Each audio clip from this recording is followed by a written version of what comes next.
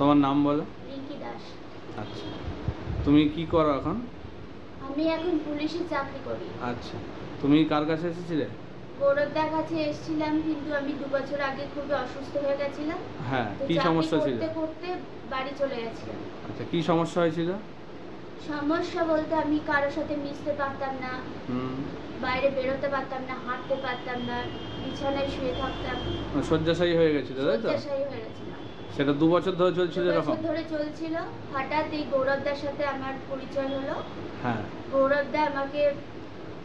গৌরবদাকে দেখিয়ে আমি এখন অনেকটা ঠিক আছি। আমি আবার চাকরিতে জয়েন করেছি। বাহ! তো এইটা কতদিনের মধ্যে তাও হলো মোটামুটি তোমার? একদম 2 বছর হয়ে গেছে, কিন্তু আমি জয়েন করলাম আর 1 মাস আগে। আচ্ছা, মানে প্রতিকার করার কতদিনের মধ্যে তুমি মোটামুটি এটা জয়েন করতে পারলে? প্রতিকার করার 2 মাস।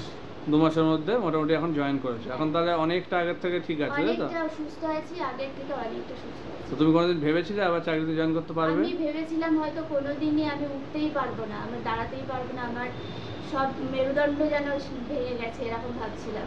হ্যাঁ, তো এখন উঠতেই পারবো না ভেবেছিলাম। তাহলে এখন আবার সবই করছো আগের মতন? অনেক কিছু আগের মতো করছি, আগের মতো চেষ্টা করছি। অনেকটা ঠিক হয়েছি, কিছুটা এখনো বাকি আছে, ওটা ঠিক হয়ে যাবে। যাক, খুব ভালো লাগলো শুনে। খুব ভালো করে এগিয়ে যাও, কোনো অসুবিধা নেই, ঠিক আছে? নমস্কার, আপনাদের সকলকে নিয়ে শুরু করছি আমাদের আজকের এই বিশেষ অনুষ্ঠান। এই অনুষ্ঠান যার মাধ্যমে আপনারা আমাদের জ্যোতিষ শাস্ত্র সম্বন্ধে এবং তন্ত্র সম্বন্ধে অনেক কিছু জানতে পারেন। কারণ এখানে যিনি উপস্থিত থাকেন তিনি একজন শিক্ষিত অ্যাস্ট্রোলজার, এবং একজন শিক্ষিত ব্যক্তিত্ব যখন থাকে তখন যে কোনো বিষয়ের তার কথাগুলোর মাধ্যমে আমরা অনেকটা বেশি করে বুঝতে পারি। মানে তার অস্তিত্ব আমাদের অনেক অজ্ঞানতার জায়গা থেকে সেই জ্ঞানের আলোকে পরিপূর্ণ করে ফেলে, এবং তার উপলব্ধি দিয়ে যখন আমরা অনেক ব্যাপারগুলোকে দেখি, অনুধাবন করি, সেই জায়গাগুলো কিন্তু অনেক সুস্পষ্ট হয়ে যায়। এরম অনেক বিষয় রয়েছে।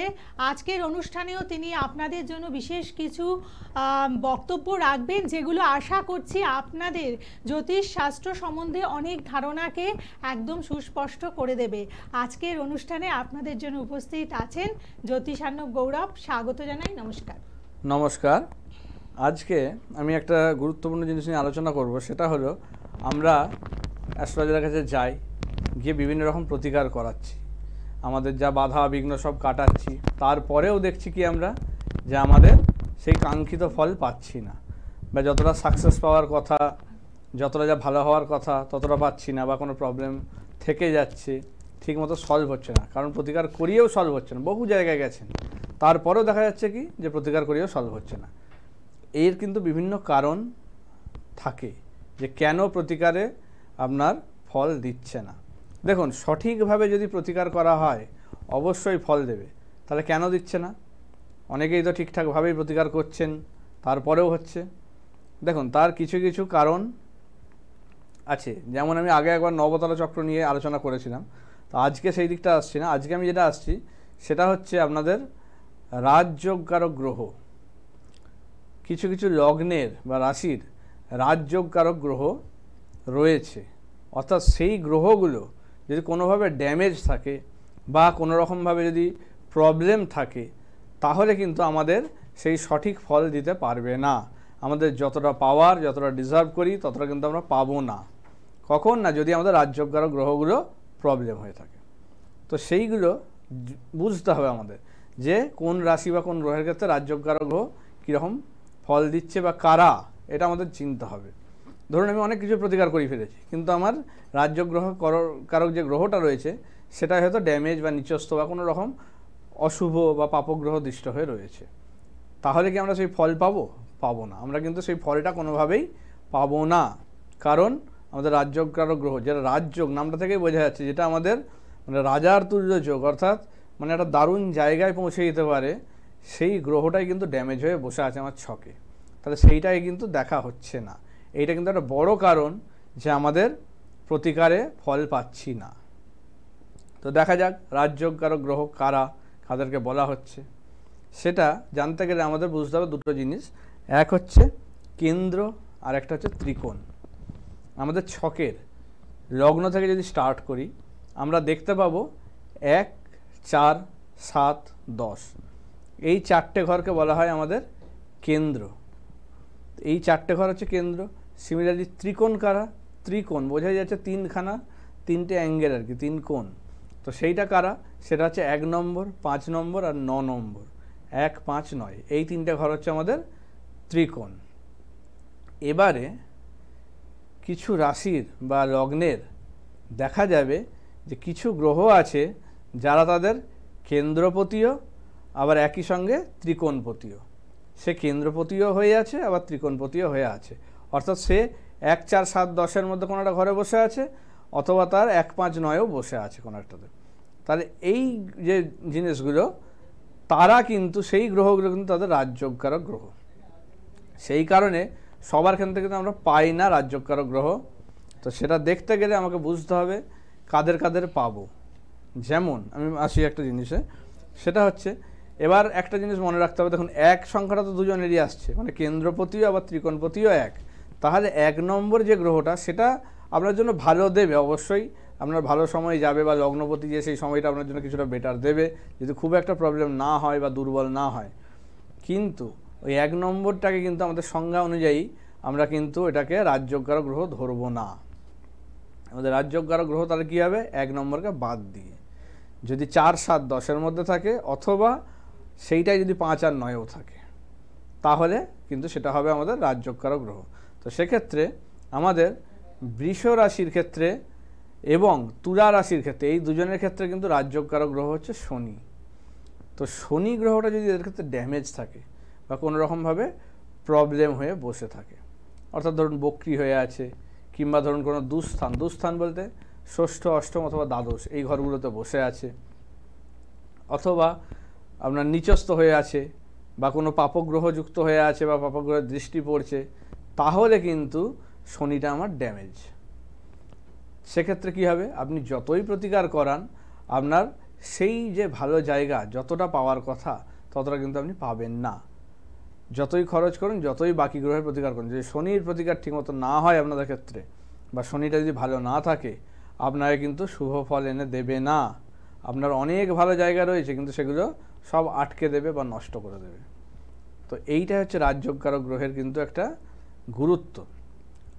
এবার আমি আসি কর্কট এবং সিংহ রাশি, এদের ক্ষেত্রে রাজযোগকারক গ্রহ হচ্ছে মঙ্গল। সেক্ষেত্রে যদি মঙ্গল নিচস্থ হয় বা পাপগ্রহ দৃষ্ট হয় বা কোনো শত্রু ঘরে বসে থাকে, সেক্ষেত্রে আপনি কি দেখতে পাবেন? সেক্ষেত্রে আপনি দেখতে পাবেন যে আপনার সেই জায়গাটা আপনি পাচ্ছেন না।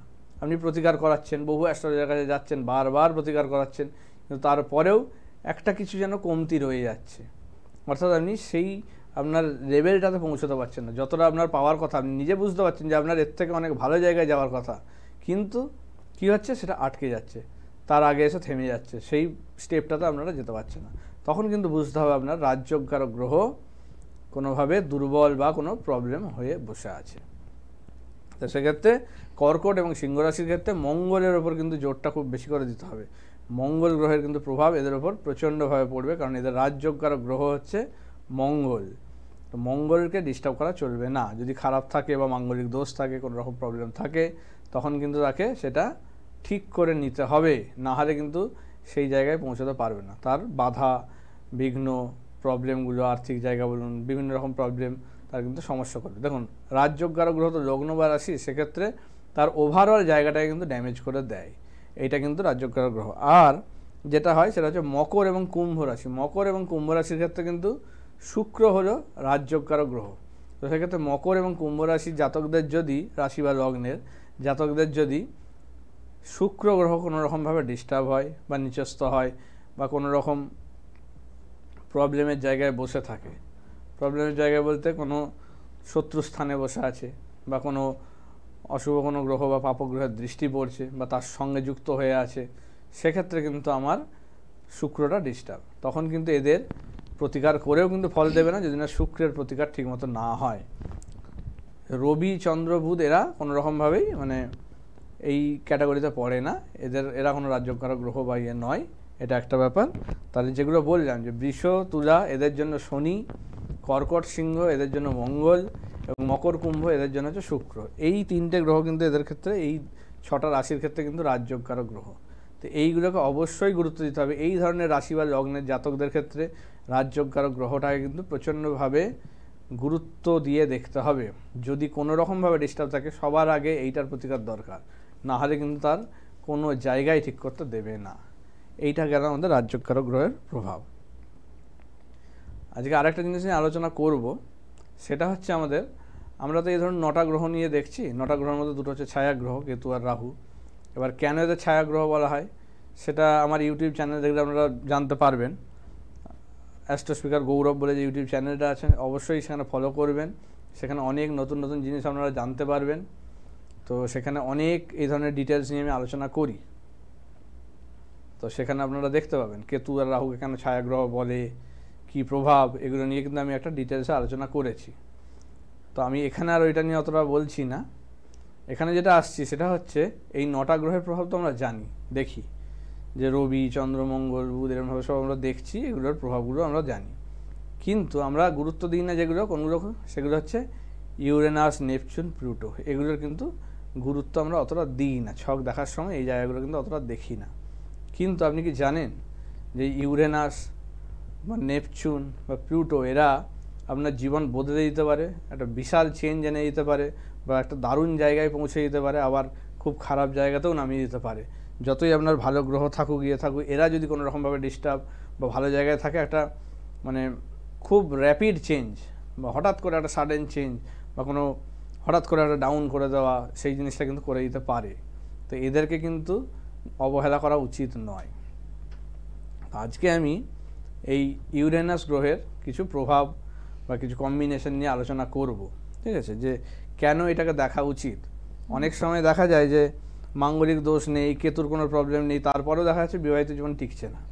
সেক্ষেত্রে কিন্তু তার বুঝতে হবে যে তখন দেখতে হবে তার ইউরেনাসটার কিছু হয়তো প্রবলেম আছে, বা শুক্রের সঙ্গে ইউরেনাস যুক্ত হয়ে আছে, বা যদি ইউরেনাসটা কোনো রকমভাবে একাদশ বা সপ্তম ঘরে বসে থাকে, তখনও কিন্তু তার বিবাহ স্থানটা খুব ডিস্টার্ব করে দেয়। এগুলো কিন্তু মাঙ্গলিকের থেকেও বেশি প্রবলেম নিয়ে চলে আসতে পারে। তো এই জিনিসগুলো কিন্তু আমরা দেখি না এতটা। আমরা কিন্তু ইউরেনাস, নেপচুন, প্লুটোকে কিন্তু অতটা গুরুত্ব দিই না। তো আজকে আমি ইউরেনাসটা নিয়ে একটু আলোচনা করব, ভবিষ্যতে আমি নেপচুন, প্লুটো নিয়েও আলোচনা করার চেষ্টা করব। একদম। এবং তাই আমাদের মহাকাশে যে গ্রহরা রয়েছে তাদের যে প্রভাব রয়েছে আমাদের জীবনচক্রে, সেটাই কিন্তু আসলে জ্যোতিষশাস্ত্র। এবং এই ব্যাপারটাকে বুঝতে গেলে অবশ্যই আমাদের একটু বৈজ্ঞানিক জ্ঞানের প্রয়োজন রয়েছে, এবং যে কোনো কিছু মানে একটা বুঝে অ্যাপ্লিকেশনের জায়গাটা সেটা সঠিক করতে গেলে বুদ্ধিমত্তার দরকার হয়, এবং সঠিক পরিমাণে সমস্ত কিছু না হলে আপনারা কখনো সঠিক প্রেডিকশন পেতে পারেন না। যারা জ্যোতিষার্ণব গৌরবের কাছে আসেন তারা জানেন যে তিনি যে প্রেডিকশন করেন সেই প্রেডিকশনের মধ্যে থেকেই আপনারা কিন্তু বুঝতে পারেন যে আপনাদের জীবনের অতীতের জায়গাটা তিনি কতটা বলে দিতে পারেন, বর্তমান বলে দিতে পারেন, এবং ভবিষ্যৎ তো বলে দেনই। অর্থাৎ এই যে 3টে কালকে তিনি কিন্তু ক্যালকুলেশন করে বলে দেন, এবং প্রত্যেকটি ক্ষেত্রে আপনার প্রেডিকশনের মধ্যেই অর্ধেক মানে আপনার যে সমাধানের জায়গাটা করে দেন। তো যারা যারা আসতে চাইছেন আপনারা অবশ্যই বুকিং নাম্বারে ফোন করে অ্যাডভান্স বুকিং করে আসবেন। বিভিন্ন জায়গায় আপনারা চেম্বার পান, এবং যারা আসার আগে মানে আপনারা আগের থেকে একটু বুকিং করে নেবেন। আর নতুন কোনো চেম্বার কি অ্যাড হয়েছে? না, নতুন কোনো চেম্বার অ্যাড হয়নি, ওগুলোতে এখন আছে। কিছুদিন পরে হয়তো আমি মালদাটাও কন্টিনিউ করব। আচ্ছা, সেটা আমি এখনো ঠিক করিনি, সেটা আমি করব। আর একটি ব্যাপার হচ্ছে, যারা বাড়িতে মানে যজ্ঞানুষ্ঠান করতে চাইছেন, যাদের বাড়িতে হয়তো কোনো বাস্তু দোষ রয়েছে যেটা আপনারা বুঝতে পাচ্ছেন, কিন্তু সেই বাস্তু দোষটা ঠিক কোন জায়গাটাতে রয়েছে সেটা বুঝতে পাচ্ছেন না, বা কেউ হয়তো আপনাদের বলেছেন যে বাস্তুদোষের কারণে আপনাদের জীবনের উন্নতির জায়গাটা, আয়ের জায়গাটা এতটা আটকে যাচ্ছে। তো তাদের জন্য বলবো, তারা যদি বাস্তুদোষ নিবারণের জন্য কোনো বাস্তু যজ্ঞ করাতে চান, অবশ্যই জ্যোতিষার্ণব গৌরবের সাথে আপনারা যোগাযোগ করে নেবেন, কারণ ওনার একটা ভালো টিম রয়েছে, যেই টিম নিয়ে আপনার বাড়িতে পৌঁছে মানে আপনার বাড়িটার একটা সার্ভে করে কোথায় কি প্রবলেম হচ্ছে দেখে কিন্তু উনি আপনাদেরকে বলে দেবেন যে সেটার প্রতিকারও সেইভাবে সম্ভব, সেটা করে দেওয়া সম্ভব, সেটা করি আমরা অবশ্যই। সেই যজ্ঞের মাধ্যমে ভালো তিথি দেখে, ভালো নক্ষত্র, এসব কিছু দেখে যাতে ঠিকঠাকভাবে জিনিসটা আপনার কাটে, সেই জিনিসটা কিন্তু করা যাবে। কিন্তু যারা করতে চাইছেন তারা বুকিং নাম্বারে ফোন করে কন্ট্যাক্ট করে নেবেন। এইগুলো হচ্ছে যেগুলো দেখানো হচ্ছে সেগুলো কিন্তু বুকিং নাম্বার, বারবার বলছি, আপনারা জানার জন্য ফোন করেন অনেকেই, কিন্তু ওগুলো এরকমভাবে জানা যাবে না। আমার লাইভ শুধুমাত্র মঙ্গলবার রাত 9টার সময় হয়, ওই সময়টা আপনারা পাবেন লাইভে। বাকি দিন কিন্তু আপনারা বুকিং যদি করতে চান ওখানে নাম বুক করে আসতে পারেন, ওখানে ফোন করে জানতে চাইবেন না, ঠিক আছে? তো আমি আসি এবার ইউরেনাস গ্রহটার ইয়েতে নিয়ে। তো ইউরেনাসের কিন্তু আরেকটা নাম হচ্ছে বাংলায় প্রজাপতি। তো প্রজাপতি, তার মানে এটা থেকে বুঝতেই পারছি যে প্রজাপতির সঙ্গে কিন্তু আমাদের একটা মানে বৈবাহিক সম্পর্ক বা বিবাহের একটা সম্বন্ধ কিন্তু রয়েছে, একটা শুভ কিন্তু যোগ তৈরি করে। তার মানে ইউরেনাস যদি কোনো রকমভাবে ডিস্টার্ব হয় তাহলে কি হবে, আপনার বিবাহিত জীবনটা কিন্তু ছাড়খাড় করে যেতে পারে। তো এইটা কিন্তু খুব সাবধান, এইটাকে কিন্তু প্রচণ্ডভাবে এই কারণে গুরুত্ব দেওয়া উচিত। আচ্ছা, ইউরেনাস সব থেকে ভালো হচ্ছে কুম্ভ রাশিতে। কুম্ভ রাশিতে যদি ইউরেনাস থাকে তাহলে কিন্তু সব থেকে ভালো জায়গা ওর, এটা খুব পজিশন তার জন্য। ইউরেনাস আপনার নিজেকে জানতে, নিজেকে সঠিক পথে চালনা করতে এবং আপনার মনের মধ্যে সমস্ত কিছু ধরুন কনসেন্ট্রেশন বা এই ধরনের জিনিসগুলোকেও যে আপনি একটা ঠিক দিকে যাতে নিয়ে যেতে পারেন, বা আপনার নিজেকে জানা, নিজের কী কী উইক পয়েন্ট রয়েছে, কী কী স্ট্রং পয়েন্ট রয়েছে সেগুলোকে জানতে পারা, নিজের সম্বন্ধে কিছুটা ওয়াকিবহাল হওয়া, সেটা কিন্তু ইউরেনাস করে দেয়। আপনার মধ্যে কনফিডেন্স, এই সমস্ত কিছু কিন্তু ইউরেনাস আনতে পারে যদি আপনার ইউরেনাস ভালো থাকে। তো ইউরেনাস প্রবলেম করলে কি কি হয় সেটা আমরা দেখি। ইউরেনাস কিন্তু হঠাৎ হঠাৎ কিছু জিনিসপত্র নিয়ে আসে, যেমন ধরুন অ্যাক্সিডেন্ট, ইনজুরি, কিংবা সাডেন কিছু ইনসিডেন্ট, যেগুলো হচ্ছে হঠাৎ করে ঘটে যাচ্ছে কোনো ঘটনা, যেটা কোনো আগের থেকে প্রেডিক্ট করা যায়নি, সেরকম কোনো ঘটনা ঘটে যায়, সেটা কিন্তু ইউরেনাস, ঠিক আছে? হঠাৎ করে খুব ভালো চলছে, হঠাৎ করে কিছু একটা প্রবলেম চলে এলো, তো এই জিনিসটা আর কি কিন্তু ইউরেনাস করে, যে আপনার মোটামুটি একটা কিছু ইয়ে হচ্ছে, আপনার সে একটা কিছু অভাবনীয় কিছু একটা চেঞ্জ নিয়ে চলে আসে। যেমন রবির সঙ্গে যদি ইউরেনাস যুক্ত থাকে বা রবি ইউরেনাস যদি কম্বিনেশন তৈরি হয় তাহলে কি হবে, তাহলে কিন্তু আপনার পিতৃস্থানটাকে ডিস্টার্ব করে দেবে, পিতার শরীর স্বাস্থ্যের জায়গায় প্রবলেম করবে, আয়ুস্থানটাকে ডিস্টার্ব করবে, বাবার সঙ্গে সম্পর্ক কিন্তু নষ্ট করবে। এটা কিন্তু করে ইউরেনাস যদি রবি যুক্ত হয়ে থাকে। ইউরেনাস যদি, আচ্ছা আর একটা জিনিসও করে রবি থাকলে, মানে আপনার কিন্তু মান সম্মান নিয়েও কিন্তু কিছুটা ভোগান্তি থাকবে, অসম্মানিত হবেন, তারপরে আপনার মানে মান সম্মান নিয়ে টানাটানি, উল্টোপাল্টা রটাবে আপনার নামে, এই জিনিসগুলো কিন্তু রবি ইউরেনাস যুক্ত থাকলে হয়। এবার আমি আসি চন্দ্র আর ইউরেনাস। চন্দ্র ইউরেনাস যুক্ত থাকলে মাকে নিয়ে ভোগান্তি থাকে, মায়ের শরীর স্বাস্থ্য নিয়ে কিন্তু একটা প্রবলেম নিয়ে আসে, মাকে মানে একটু দূরে বা ইয়েতে করে দেয়, অর্থাৎ সম্পর্কটা নষ্ট করে, বন্ডিংটাকে নষ্ট করে দেয় মায়ের সঙ্গে। এই জিনিসগুলো কিন্তু চন্দ্র ইউরেনাস থাকলে করে, এবং সঙ্গে আপনার মানসিক জায়গা ডিস্টার্ব করবে, নার্ভের সমস্যা যারা ভুগছেন তাদের ক্ষেত্রে কিন্তু ইউরেনাস চন্দ্রের একটা কম্বিনেশন মানে খুব ইম্পর্টেন্ট রোল প্লে করে, যে তাদের কিন্তু ইউরেনাস চন্দ্রটা খারাপ বা কিছু প্রবলেম হয়ে রয়েছে, যে কারণে কিন্তু তাদের নার্ভের সমস্যা বা ব্লাড রিলেটেড কোনো রোগ, রক্তের রোগ, এগুলো কিন্তু নিয়ে আসে ইউরেনাস এবং চন্দ্র। আচ্ছা, ইউরেনাস আর শুক্র যদি থাকে তখন কি হবে, আপনার কিন্তু মানে শারীরিক কিছু সমস্যা নিয়ে আসবে, সন্তান স্থানটাকে ডিস্টার্ব করবে, এবং আপনার শুক্র ইউরেনাসের যে প্রবলেম সেটাতে লাভ লাইফ বা বিবাহিত জীবনে কিন্তু প্রবলেম আনে, ব্রেকআপ, ডিভোর্স, এই ধরনের ঘটনাগুলো কিন্তু ঘটায়, অন্য সম্পর্কে জড়িয়ে দেয়, এই জিনিসগুলো কিন্তু শুক্র ইউরেনাস করে। তো এই গেল কিছু মানে বাজে কম্বিনেশন ওর সঙ্গে, ইউরেনাসের সঙ্গে। বাকিগুলো অতটা প্রবলেম করে না, এই তিনটে হচ্ছে বেশি করে প্রবলেম করে, রবি, চন্দ্র আর শুক্র, এদের যদি ইউরেনাসের সঙ্গে কম্বিনেশন থাকে। আচ্ছা, এবার আমি আসি রাশি অনুযায়ী কী ধরনের কী ফলটা দেয় সেটা একটু দেখে নেওয়া যাক। সেটা হচ্ছে যদি ইউরেনাস মেষে থাকে, মেষে থাকলে আপনাকে কর্মশীল, উদ্যম, এই জিনিসগুলো করবে, আপনার মুডই করবে আপনাকে, অর্থাৎ হঠাৎ হঠাৎ মুড সুইং করা, এই জিনিসটা কিন্তু চলে আসবে আপনার জন্য। আপনার মধ্যে অদম্য কৌতূহল তৈরি করবে, যে কোনো কিছু সম্বন্ধে জানার একটা ইচ্ছা, উন্নতি করার একটা আপনার ইচ্ছা, এই জিনিসগুলো কিন্তু করবে। বন্ধু বান্ধবের কারণে কিন্তু পারিবারিক অশান্তি বা পরিবারের সম্পর্ক নষ্ট করে, এই জিনিসটা কিন্তু করে মেষে থাকলে, ঠিক আছে? আচ্ছা, বৃষ রাশিতে যদি থাকে তাহলে কিন্তু স্ত্রীর ক্ষেত্রে প্রবলেম, স্ত্রীর অকাল মৃত্যু ঘটায়, মিথ্যা অপবাদ, আপনার নামে কিন্তু মিথ্যা অপবাদ রটবে, সন্তান স্থানটাকে ডিস্টার্ব করবে, এবং সন্তানের জন্য উন্নতিতেও বাধা দেবে, কিন্তু পড়াশোনা বা বিভিন্ন রকম প্রবলেম কিন্তু করবে, সম্পর্ক নষ্ট করবে। এগুলো ভ্রমণকারী বিপদের ঘটনা ঘটায় যদি বৃষ রাশিতে থাকে। আর আত্মীয়র থেকে শত্রুতা, বিভিন্ন রকম ক্রিয়ার দ্বারা ক্ষতি, এই জিনিসগুলো কিন্তু দ্বিতীয় বৃষ রাশিতে যদি ইউরেনাস থাকে তাহলে ঘটায়। ঠিক আছে। আচ্ছা, মিথুন রাশিতে থাকলে কি হবে? মিথুন রাশিতে থাকলে আপনার বন্ধু সংখ্যা কিন্তু অল্প হবে, অল্প বন্ধু সংখ্যা, মেন্টাল স্টেবিলিটি প্রবলেম করবে আপনার জন্য, মানসিকভাবে একটু ডিস্টার্ব থাকবেন। এবার হঠাৎ কোনো অ্যাক্সিডেন্ট বা ফাঁড়া, যেটা মৃত্যুযোগ পর্যন্ত নিয়ে আসতে পারে, এটা কিন্তু করে। আর মানুষের থেকে মানে আপনি শত্রুতা পাবেন, এখানে মানে হিংসা বা শত্রুতা, এই জিনিসটা কিন্তু হবে মিথুন রাশির ক্ষেত্রে। আর আপনার খামখেয়ালিপনার জন্য কিন্তু বিভিন্ন ভালো সম্পর্ক নষ্ট হবে। আচ্ছা, এবার আমি আসি কর্কট রাশিতে যদি ইউরেনাস বসে থাকে, তাহলে কিন্তু আপনার মধ্যে একাকিত্ব থাকার বা একাকী থাকার একটা প্রবণতা, নির্জন বাস, এই জিনিসগুলো কিন্তু আপনার মধ্যে তৈরি হবে। কারোর সঙ্গে মিশতে পারবেন না, বিরক্তি ভাব, খিটখিটে মেজাজ, এই জিনিসগুলো করে। অন্যের জন্য প্রচুর পরিশ্রম করেও দাম পাবেন না, নিজের জন্য আর পরিশ্রমটা সেইভাবে হবে না, সেই কারণে কিন্তু নিজের ভাগ্যোন্নতিতে বাধা দেয়। মিথুন রাশিতে যদি কর্কটে যদি থাকে, সংসারে আপনার কিন্তু একটা বিরক্তি চলে আসবে, আধ্যাত্মিক লাইনের দিকে একটা ঝোঁকটা আপনার কিন্তু আসবে। আচ্ছা, সিংহ রাশির ক্ষেত্রে যদি ইউরেনাস সিংহ রাশি যদি থাকে, তাহলে কিন্তু আপনাকে স্বাধীন চেতা করবে, ইনকামের জায়গাটা ডিস্টার্ব করবে, পারিবারিক অশান্তি সেই কারণে তৈরি হবে, হার্টের কিছু সমস্যা আনতে পারে, দুরারোগ্য ব্যাধি কিছু আপনাকে ধরা পড়তে পারে। ঠিক আছে।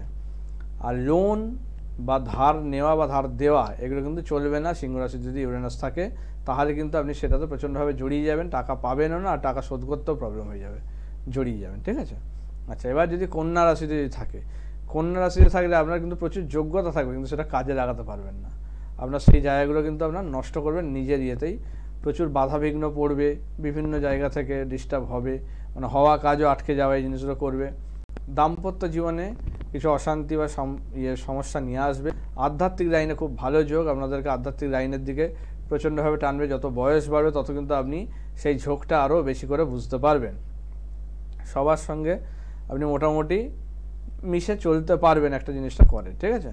আচ্ছা, এবার হচ্ছে আসি তুলা রাশির ক্ষেত্রে। তুলা রাশি বা তুলার ক্ষেত্রে যদি ইউরেনাস বসে থাকে, তখন কিন্তু আপনার মানে প্রচণ্ডভাবে ইমোশনাল করে দেবে, স্নেহ, প্রীতি, ভালোবাসা, এগুলো কিন্তু আপনার মধ্যে একদম ভরে ভরে থাকে জিনিসটা। মানে আপনি সেই কারণে কিন্তু মানসিকভাবে প্রচণ্ড যন্ত্রণা, কষ্ট পাবেন অন্যের থেকে।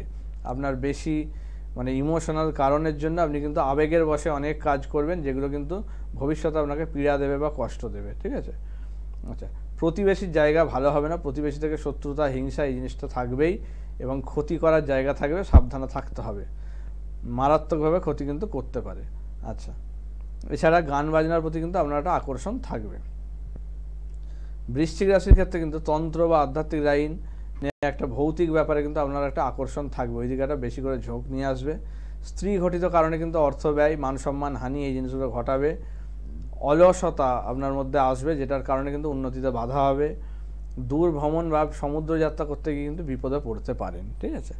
আচ্ছা, নতুন নতুন কিছু বিজনেস আইডিয়া আসতে পারে, যেগুলো আপনারা কিন্তু ক্লিক করবে, মোটামুটি ভালো জায়গায় নিয়ে যাবে।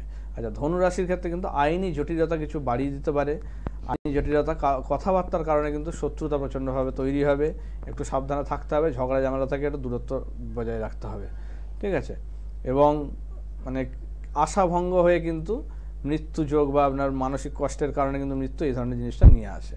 মকর রাশির ক্ষেত্রে কিন্তু প্রবল আত্মসম্মান বোধ, যেই কারণে কিন্তু বহু কষ্ট পাবেন, অন্যের থেকে অপমানিত হয়ে কিন্তু বহু সম্পর্ক নষ্ট হবে আপনার।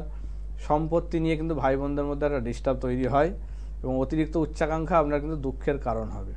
আচ্ছা, কুম্ভ রাশির ক্ষেত্রে কিন্তু আপনি নিজেকে সব কিছুতে জড়িয়ে ফেলবেন, ভালো জায়গা।